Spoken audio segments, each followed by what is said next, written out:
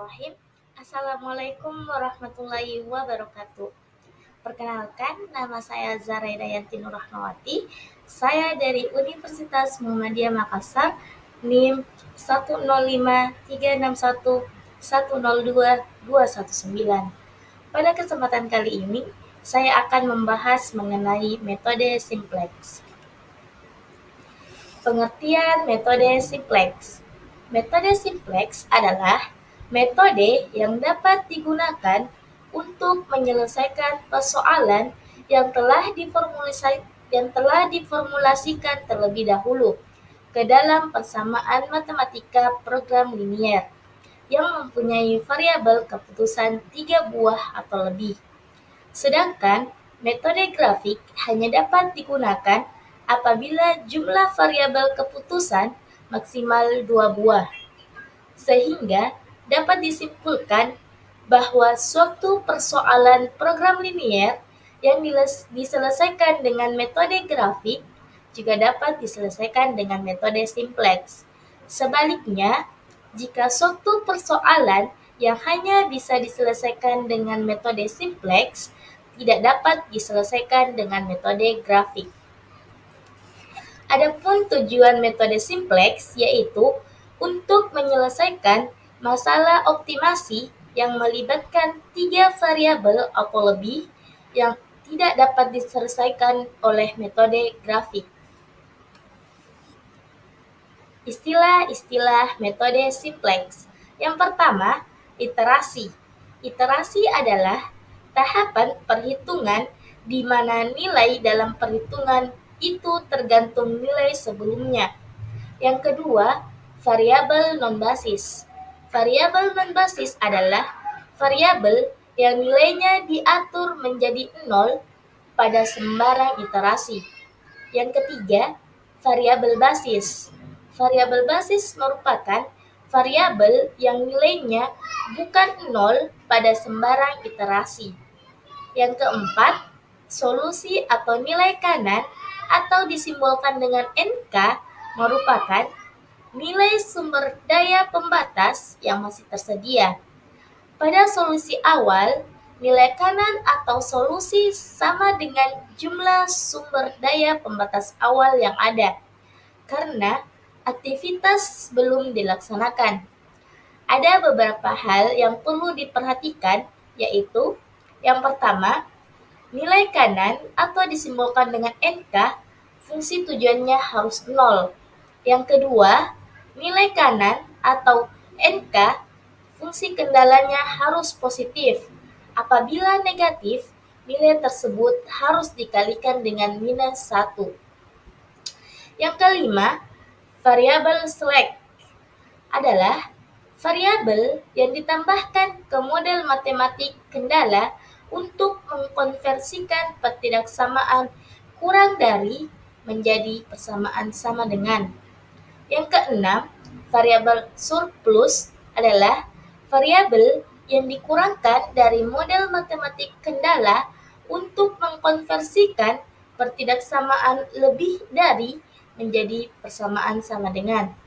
Yang ketujuh, variabel buatan adalah variabel yang ditambahkan ke model matematik kendala dengan bentuk lebih dari atau sama dengan untuk difungsikan sebagai variabel basis awal.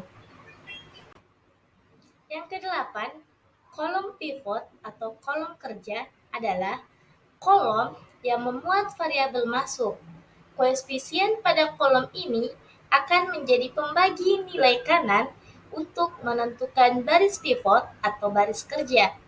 Yang kesembilan, baris pivot atau baris kerja adalah salah satu baris dari antara variabel basis yang memuat variabel keluar. Yang kesepuluh, elemen pivot. Elemen pivot adalah elemen yang terletak pada perpotongan kolom dan baris pivot. Elemen pivot akan menjadi dasar perhitungan untuk tabel simplex berikutnya. Yang ke-11, variabel masuk.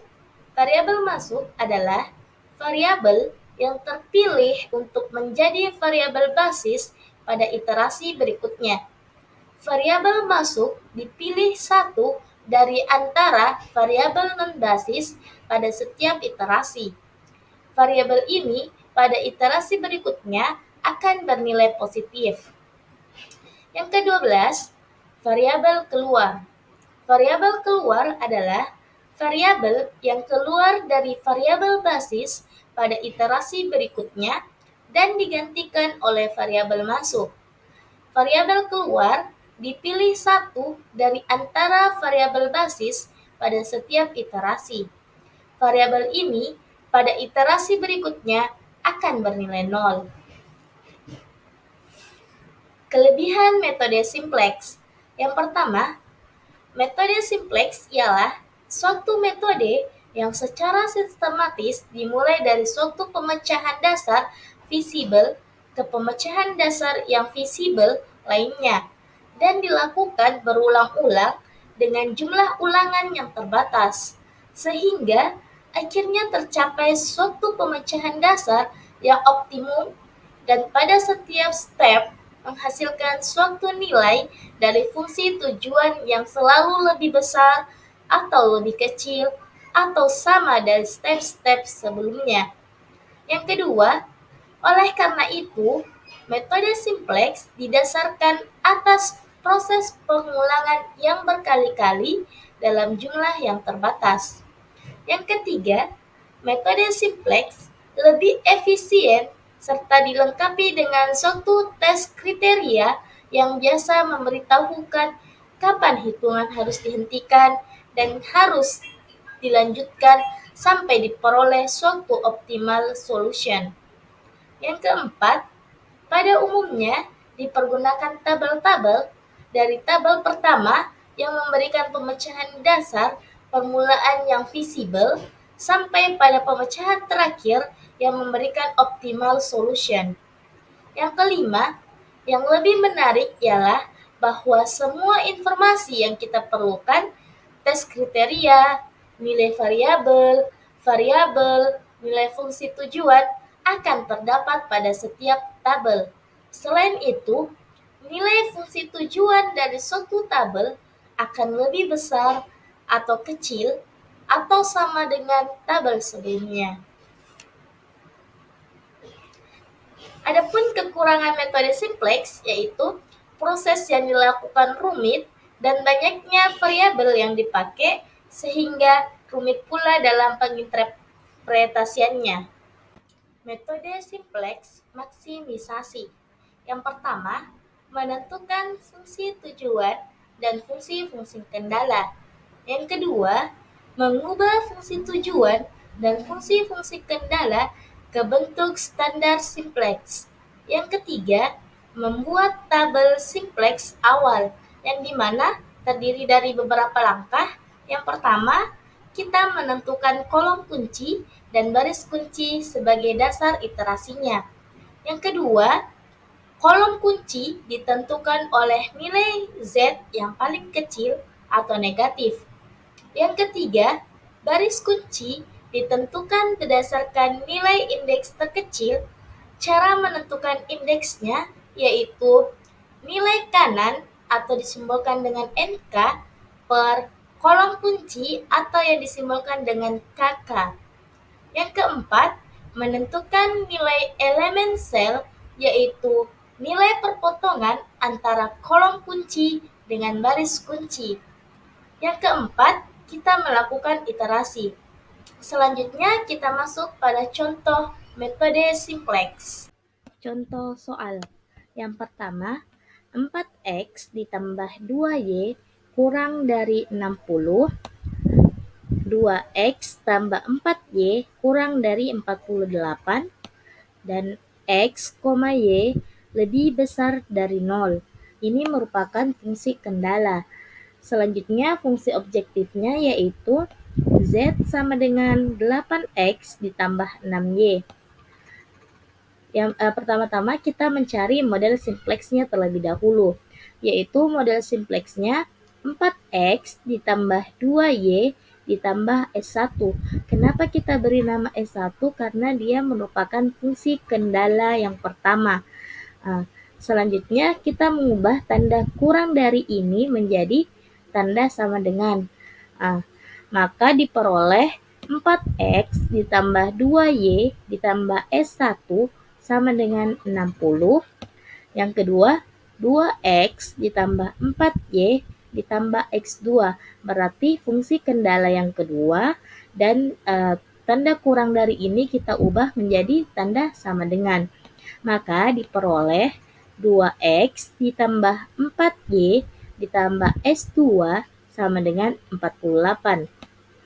X dikurangi X, Y, X1 atau fungsi kendala yang pertama, fungsi kendala yang kedua lebih besar dari 0. Nah, selanjutnya kita mencari model simplex dari fungsi objektifnya, yaitu Z sama dengan ini 8x ditambah 6y ditambah S1.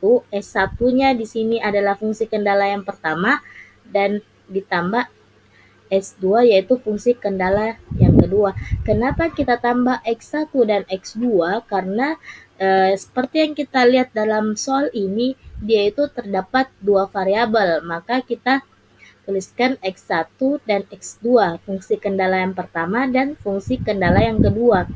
Setelah itu, kita pindah ruaskan ke ruas kiri menjadi Z kurang 8x kurang 6y kurang X1 kurang X2 sama dengan 0.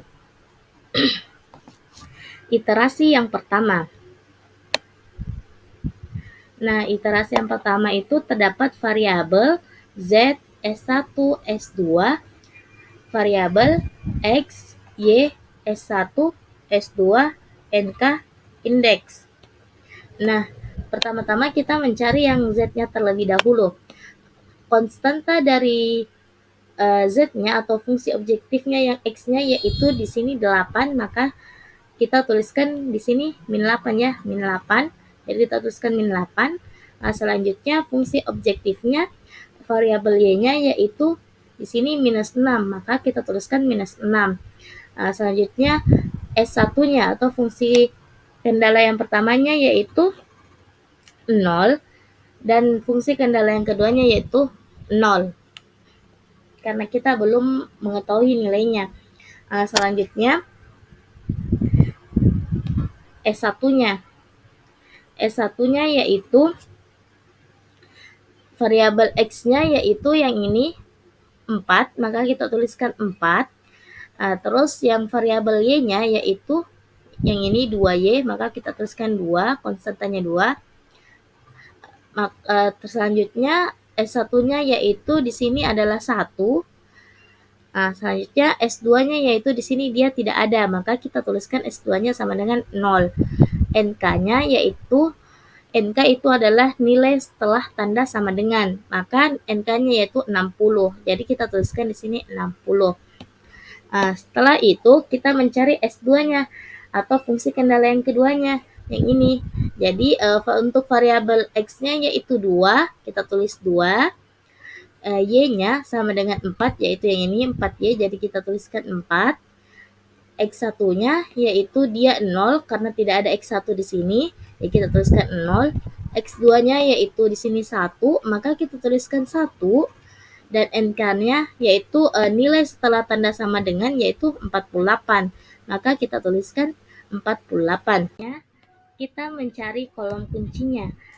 Untuk mencari kolom kunci, kita melihat variabel yang paling kecil.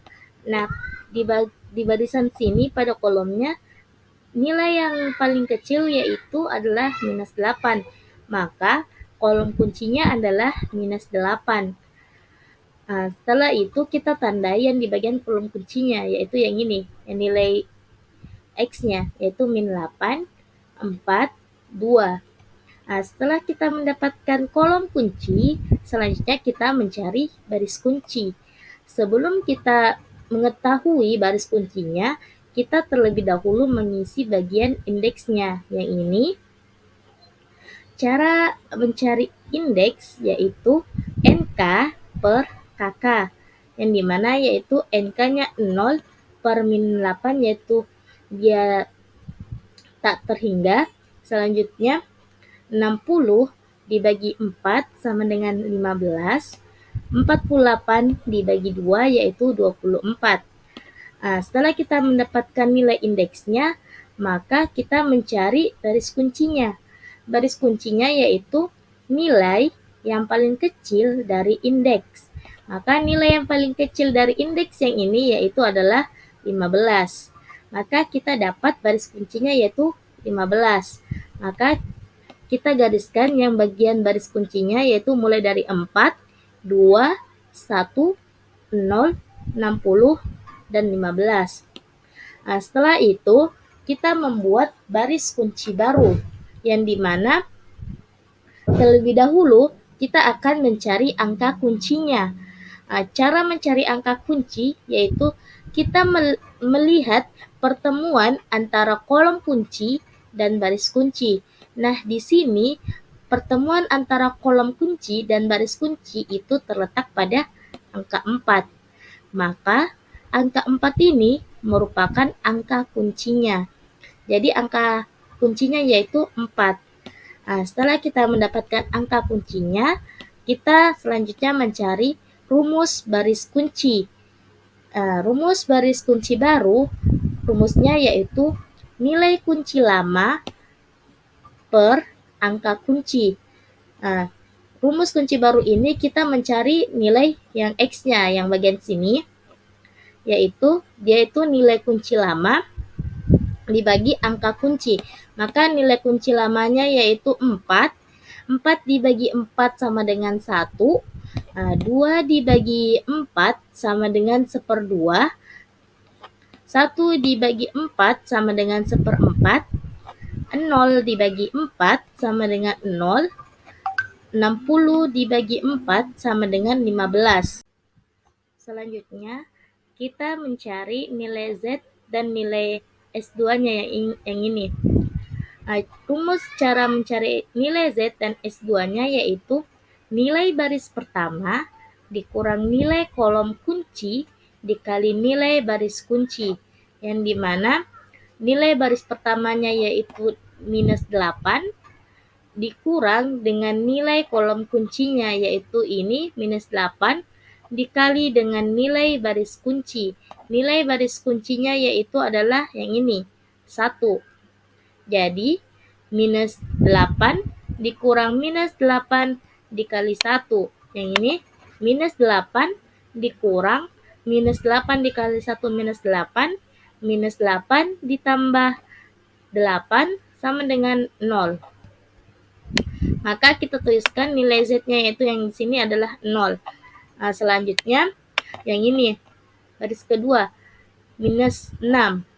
Minus 6 dikurang dengan minus 8 dikali dengan 1/2. Yang ini, maka dia menghasilkan minus 6 dikurang minus 8 dikali 1/2, kita coret 8 sama 2-nya, jadi 8 dibagi 2, 4, jadi yang tersisa 4. Jadi di sini minus 4 dikali 1 sama dengan minus 4, berarti minus 6 dikurang minus 4. Karena di sini sama-sama negatif, maka dia berubah menjadi positif. Maka minus 6 ditambah 4 sama dengan minus 2. Jadi, nilai di fungsi objektif yang variabel Y-nya yaitu minus 2. Selanjutnya, S1. S1-nya yaitu 0 dikurang minus 8 dikali 1/4 menghasilkan 2. Caranya yaitu 0 dikurang minus 8 dikali 1/4. Minus 8 sama 4 itu kita bagi menjadi minus 8 dibagi 4 sama dengan 2, minus 2.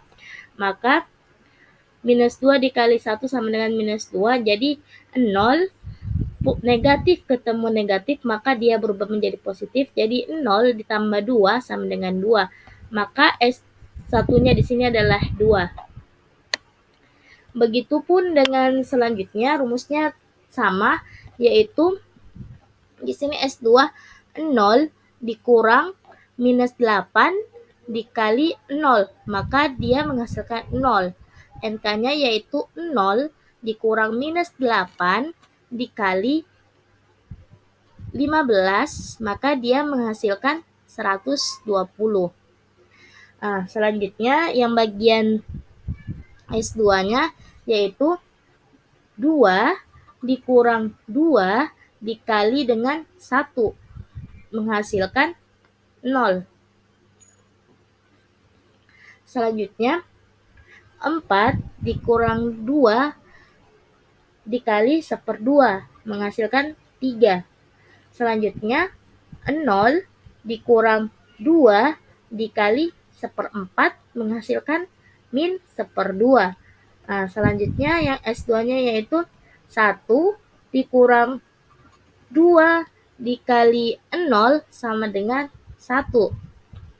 Selanjutnya 48 dikurang 2 dikali 15 menghasilkan 18. Selanjutnya kita mencari iterasi 2-nya. Kolomnya tetap sama yang di sini tadi tabelnya isiannya, cuman di sini itu belum kita isi indeksnya, maka kita akan mencari di bagian iterasi 2-nya.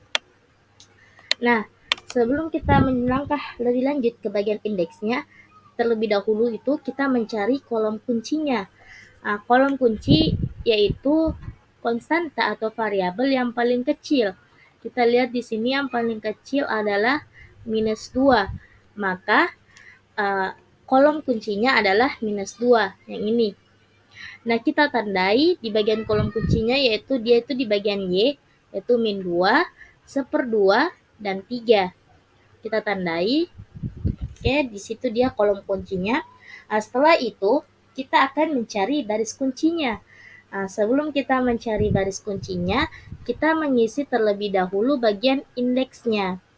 Sama seperti cara yang di atas tadi, bahwasanya cara mencari indeks yaitu NK per kakaknya.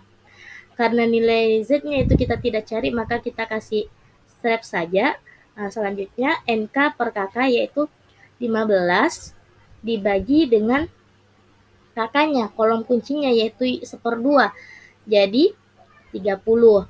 18 dibagi 3 sama dengan 6. Setelah kita mendapatkan nilai indeks, maka kita mencari baris kuncinya. Yang dimana baris kunci itu adalah nilai yang paling kecil dari indeksnya.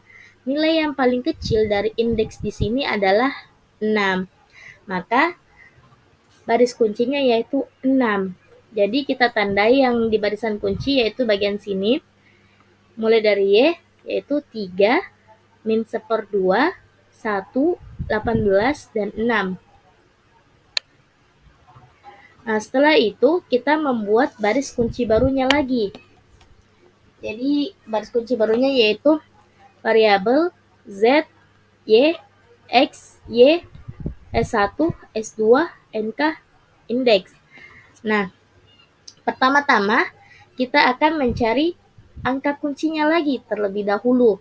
Yang dimana angka kuncinya tadi kita telah mengetahui bahwa angka kunci itu pertemuan antara kolom kunci dan baris kuncinya. Jadi angka kuncinya yaitu 3. Selanjutnya kita mencari rumus baris kunci barunya, yaitu nilai kunci lama per angka kuncinya. Kita menggunakan rumus kunci baru untuk mencari nilai Y-nya yang ini. Maka nilai kunci lamanya yaitu 0, 0 dibagi 3 sama dengan 0, 3 dibagi 3 sama dengan 1, min 1/2 dibagi 3 sama dengan min 1/6, 1 dibagi 3 sama dengan 1/3, 18 dibagi 3 sama dengan 6. Selanjutnya untuk mencari Z dan X-nya yaitu nilai baris pertama dikurang nilai kolom kunci dikali nilai baris kuncinya. Nilai baris pertama yaitu 0 dikurang dengan nilai kolom kuncinya yaitu minus 2 dikali dengan nilai baris kuncinya yaitu 0. Jadi dia itu rumusnya kayak gini, 0 dikurang minus 2 dikali 0. 0 dikurang minus 2 dikali 0, 0, maka 0 dikurang 0 sama dengan 0. Nah, selanjutnya minus 2 dikurang dengan minus 2 dikali dengan 1. Maka minus 2 dikurang minus 2 dikali 1 jadinya minus 2 dikurang minus 2 dikali 1 minus 2. Negatif ketemu negatif maka dia berubah jadi positif. Jadi minus 2 ditambah 2 sama dengan 0. Maka kita tuliskan di Z-nya yaitu 0. Yang di bagian Y-nya. Nah, selanjutnya S1-nya yaitu 2 dikurang dengan minus 2 dikali dengan minus 1/6. Jadi 2 dikurang minus 2 dikali minus 1/6. Maka minus 2 dan 6 ini kita coret sama-sama dibagi 2. Jadi di sini minus 1, di sini 3. Jadinya 2 dikurang minus 1 dikali minus 1/3 dia itu positif. Jadi 1/3. Jadi 2 dikurang 1/3 sama dengan 2 itu kita ganti menjadi 6/3 dikurang dengan 1/3, maka dia menghasilkan 5/3. Maka di bagian fungsi objektifnya, bagian S1-nya yaitu dia itu 5/3. Selanjutnya 0 dikurang dengan minus 2 dikali dengan 1/3 menghasilkan 2/3. Dan selanjutnya 120 dikurang 1/2 dikali 6 menghasilkan 132. Nah, sama untuk mencari X-nya yaitu 1 dikurang 1/2 dikali 0 sama dengan 1. Nah, selanjutnya 1/2 dikurang 1/2 dikali 1 sama dengan 0. Selanjutnya 1/4 dikurang 1/2 dikali 1/6 menghasilkan 1/3. Nah, selanjutnya 0 dikurang 1/2 dikali 1/3 menghasilkan min 1/6. Selanjutnya 15 dikurang 1/2 dikali 6 menghasilkan 12. Nah, setelah itu maka kita mendapatkan tabelnya seperti ini, yaitu variabel Z, X, Y, S1, S2, NK, dan indeksnya. Maka kita melihat bagian sininya, maka X dan Y-nya dia itu sudah 1. Maka kita mendapatkan nilai maksimumnya yaitu 132 dengan nilai X-nya yaitu 12 dan nilai Y-nya yaitu 6. Itulah yang dapat saya jelaskan mengenai metode simplex. Kurang dan lebihnya mohon dimaafkan. Wassalamualaikum warahmatullahi wabarakatuh.